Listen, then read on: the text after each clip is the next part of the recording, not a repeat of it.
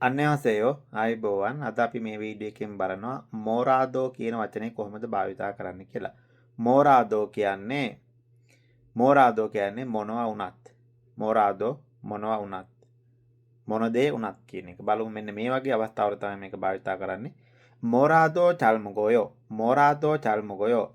저는 මොරාදෝ චල්මුගෝයෝ. මම මොනවා වුණත් මොන දේ වුණත් හොඳට කනවා. ඒ කියන්නේ ඒක කිම්චි වෙන්න පුළුවන්, රාමයුන් වෙන්න පුළුවන්, වෙන කෑමක් වුණත් අන්න ඒ වගේ මෝරාදෝ චල්මුගෝයෝ මොන දේ වුණත් මොනවා වුණත් හොඳට කනවා. මෝරාදෝ චල්මුගෝයෝ මොනම කෑමක් වුණත් හොඳට කනවා කියන අදහස. මෝරාදෝ චල්මුගෝයෝ.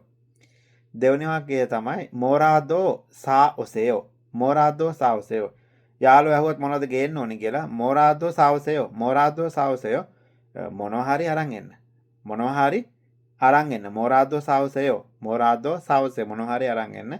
මෝරාදෝ කන්තනායෝ කියන්න පුළුවන් මොනවා වුණත් කමන්නේ කියලා. මෝරාදෝ සා ඔසේයෝ මොනවා හරි අරන් එන්න. සා ඔසේයෝ කියන්නේ මෙලොඩි අරන් එනවා කියන එක. මෝරාදෝ සා ඔසේයෝ.